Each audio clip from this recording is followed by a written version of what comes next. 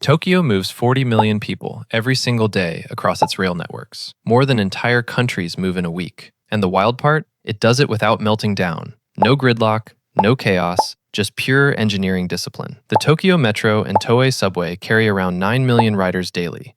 But the real muscle comes from JR East and the private railways powering the region. Everything feels unified because Tokyo built one of the most seamless transit ecosystems on Earth. Suica and Pasmo cards let you tap into almost any operator instantly. No ticket drama, no transfer friction. Most cities can't run a bus on time. Tokyo apologizes when a train leaves 20 seconds early. Peak trains hit headways of 2 minutes, feeding mega hubs like Shinjuku, Shibuya, and Tokyo Station, places that move more humans in a day than some airports move in a month. The Yamanote line alone loops through 30 stations like a conveyor belt for an entire megacity. This is what happens when a city designs for maximum capacity first and excuses never. Tokyo didn't build a metro. It built the world's most reliable human-moving machine. Seoul Metropolitan Subway. Seoul runs a metro system so massive it feels like an underground city. And the numbers prove it. The Seoul Metropolitan Subway moves about 7 million passengers per day across its combined lines. K-Stats report 2.42 billion annual rides, putting Seoul among the busiest metro networks in the world. The network itself spans over 340 kilometers of track, covering 9 major lines, plus the AREX airport line, and multiple suburban extensions. Stations are everywhere. A 2023 transit report showed that most Seoul residents live within 500 to 700 meters of a subway entrance, an accessibility rate most cities can't dream of. But the genius begins with integration. T-Money, one card, runs the entire system: subways, buses, taxis, and even convenience stores. You tap once, the whole metropolitan region opens instantly. Transfers are cheap and seamless because fares are calculated across modes, not per operator. Peak hour frequency hits 2 to 3 minutes, with platform screen doors on every station, a safety and efficiency feature many Western metros still lack. Trains glide into stations like clockwork, because Korea treats punctuality as policy, not a wish. Seoul doesn't move commuters, it moves an entire megacity with machine-like precision. Hong Kong Metro. Hong Kong runs one of the most ruthlessly efficient metro systems on Earth. The MTR moves about 5.6 million passenger trips every weekday, a staggering load for a city of just 7.5 million people. The network spans over 230 kilometers of heavy rail lines, plus a light rail system serving the new territories. With 98 stations packed into dense urban corridors, most residents are within minutes of rapid transit, and they use it constantly. Here's the part that shocks planners worldwide. The MTR hits 99.9% on-time performance. Not good, not above average, almost perfect. During peak hours, trains move every 2 to 3 minutes, feeding mega-hubs like Central, Admiralty, and Kowloon. Stations so busy they function like underground airports. The fare system? A single octopus card handles metro, buses, ferries, trams, retail stores, and even vending machines. The MTR isn't just a transit system. It's a profit-making urban machine. Through Rail Plus Property, Hong Kong finances stations by building skyscrapers above them, creating neighborhoods where trains, shops, and housing merge into one ecosystem. Hong Kong didn't build a metro. It built a self-financing, ultra-reliable urban engine. Singapore MRT. Singapore built a metro system so clean, so reliable, and so perfectly integrated that it feels engineered, not operated. The MRT moves around 3.4 million passenger trips per day, forming the backbone of a country that runs on rail. Reliability is where Singapore flexes. Trains routinely hit over 1 million train kilometers between delays, a global benchmark that leaves most Western metros struggling to reach even 100,000. That's not good engineering, that's elite engineering. The network spans over 230 kilometers today, but by 2030, it will reach around 360 kilometers, surpassing the London Underground in length.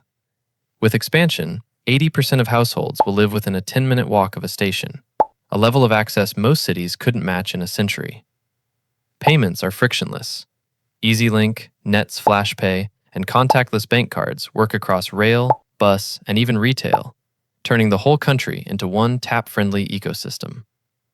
Stations integrate directly with malls, bus interchanges, and sheltered walkways. Weather never wins here. Commuters walk indoors, underground, or fully sheltered. Singapore didn't just design a metro, it designed national mobility. Paris Metro. Paris runs a metro and regional rail system so dense and so powerful that it turns a massive metropolitan region into a single connected city. The Paris Metro plus RER, together, move over 7 million passenger trips per weekday, making it one of Europe's highest capacity transit ecosystems. The metro alone carries about 4.2 million daily riders across 16 lines and more than 300 stations, spaced so tightly that most Parisians are never more than 500 meters from an entrance. But the real beast is the RER. RERA alone moves approximately 1.2 million passengers per day, making it one of the busiest single rail lines on Earth. While most cities argue about suburbs, Paris simply punches through them with high-speed regional tunnels connecting the entire Île-de-France region directly into the city's core. At hubs like Châtelet-les-Halles and Gare du Nord, metro trains, RER lines, and regional services merge into multi-level interchange machines, processing hundreds of thousands of riders daily.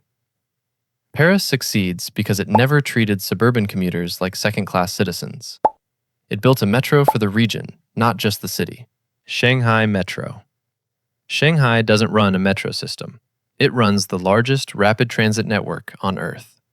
As of 2024, the Shanghai Metro spans over 830 kilometers of track across 20 lines, dwarfing every other subway on the planet. And it needs every meter. The metro handles over 10 million passenger trips per day, with peak days blasting past 13 million riders. More than the populations of entire countries moving underground in a single day. The network includes over 508 stations, forming a grid so dense that large sections of the city are less than 500 meters from rapid transit.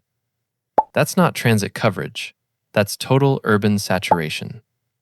Lines like 10 and 14 run fully driverless, while interchange stations, such as People's Square and Century Avenue, move hundreds of thousands of passengers daily through multi-level tunnels that operate like underground airports. Most cities wait decades for one extension. Shanghai adds full lines, sometimes over 30 kilometers at a time, in a single construction cycle.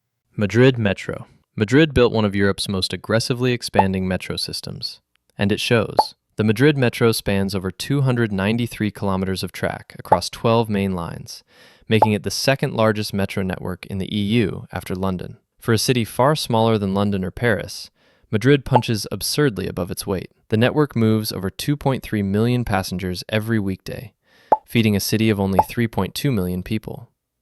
That's not normal ridership. That's metro obsession. Madrid's secret weapon? Expansion speed. Between 1995 and 2007 alone, Madrid added over 120 kilometers of new metro lines, one of the fastest transit build-outs in modern history. Most cities can't open a single station in that time. Madrid opened entire corridors.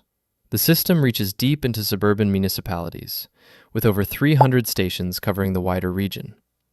Accessibility is so strong that large parts of Madrid are less than 10 minutes from a metro stop. Transfers are fast, frequencies are tight, and the network integrates seamlessly with Cercanías, Spain's suburban rail, shrinking regional distances into simple commutes. Copenhagen Metro. Copenhagen runs one of the most advanced, fully automated metro systems in the world, and it shows the moment trains start moving. The Copenhagen Metro delivers over 330,000 passenger trips per weekday, a huge number for a city of under 1 million people. The network itself is compact but deadly efficient. 4 lines, 39 stations, and about 43 kilometers of fully driverless track. Every train is automated, every arrival is precise, and peak frequencies hit 100 seconds. Yes, a train every minute and 40 seconds. Then there's the Cityding, M3, a 15.5-kilometer circular line, fully underground, connecting 17 stations in a loop that slashes cross-city travel times. It created a new mobility spine that feeds buses, S-trains, bikes, and pedestrian corridors like a circulation system. Copenhagen's metro works because it was designed for seamless transfer. Platforms are short and frequent, escalators and paths are direct, and stations connect into the city's world-class walking and cycling network, where bikes already hold 62% of all work and school commutes. These 8 metro systems prove one thing: capacity, frequency, and smart planning aren't optional. They're the difference between a city that moves and a city that collapses. Tell me which metro network you want explained next, and I'll break it down.